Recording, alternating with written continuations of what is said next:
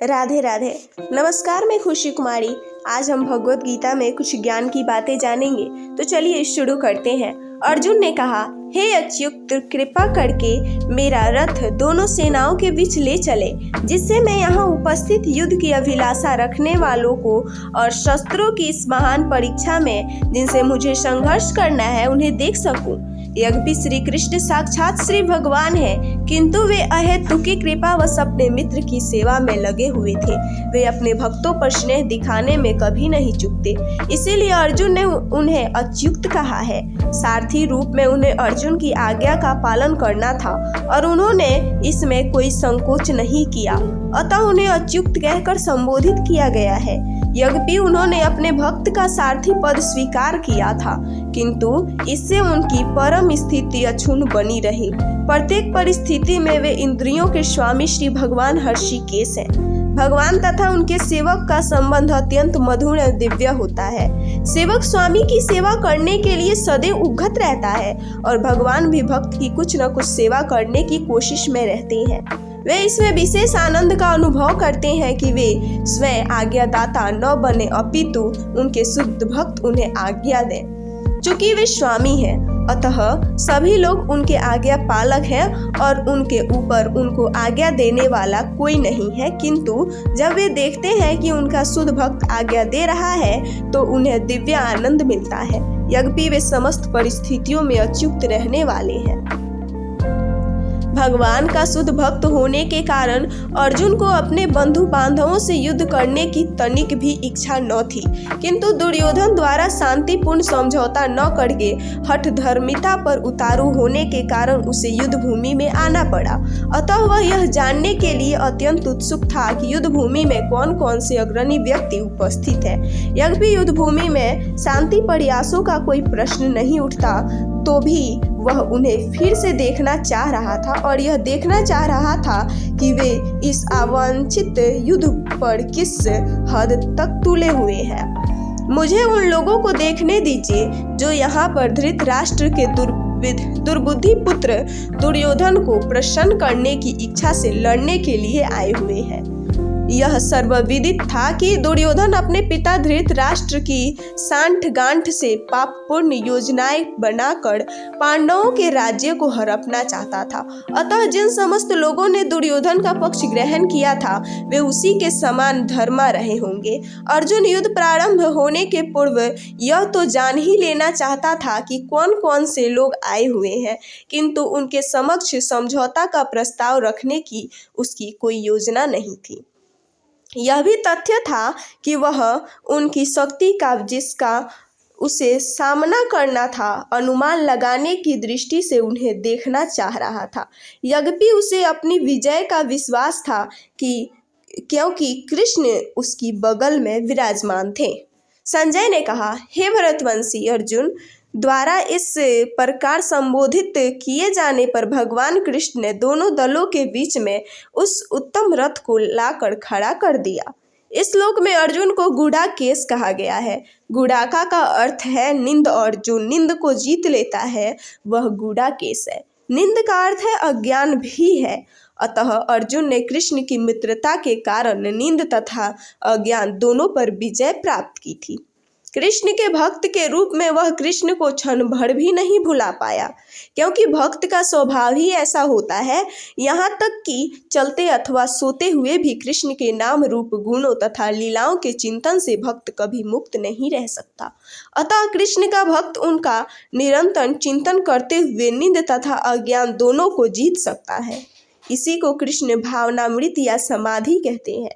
प्रत्येक जीव की इंद्रियों तथा मन के निर्देशक अर्थात हर्षिकेश के रूप में कृष्ण अर्जुन के मंतव्य को समझ गए कि वह क्यों सेनाओं के मध्य में रथ को खड़ा करवाना चाहता है। अतः उन्होंने ऐसा ही किया और फिर वे इस प्रकार बोले। भीष्म, द्रोण तथा विश्व भर के अन्य समस्त राजाओं के सामने भगवान ने कहा कि हे पार्थ, यहाँ पर एकत्र सारे कुरुओं को देखो। समस्त जीवों के परमात्मा स्वरूप भगवान कृष्ण यह जानते थे कि अर्जुन के मन में क्या बीत रहा है। इस प्रसंग में हर्षिकेश शब्द का प्रयोग सूचित करता है कि वे सब कुछ जानते थे। इसी प्रकार पार्थ शब्द अर्थात पृथा या कुंती पुत्र भी अर्जुन के लिए प्रयुक्त होने के कारण महत्वपूर्ण है।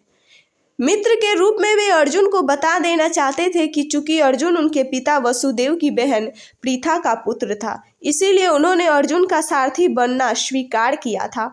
किंतु जब उन्होंने अर्जुन से कुरुओं को कहा तो इससे उनका क्या अभिप्राय था? क्या अर्जुन वहीं पर रुककर युद्ध करना नहीं चाहता था? कृष्ण को अपनी बुआ पृथा के पुत्र से कभी भी ऐसी आशा नहीं थी। इस प्रकार से कृष्ण ने अपने मित्र की मनः स्थिति की पूर्व सूचना परिहासवास दी है। अर्जुन ने वहां पर दोनों पक्षों की सेनाओं के मध्य में अपने चाचा, ताऊओं, पितामहों, गुरुओं, मामाओं, भाइयों, पुत्रों, पौत्रों, मित्रों, ससुरों और शुभचिंतकों को भी देखा। अर्जुन युद्धभूमि में अपने सभी संबंधियों को देख सका।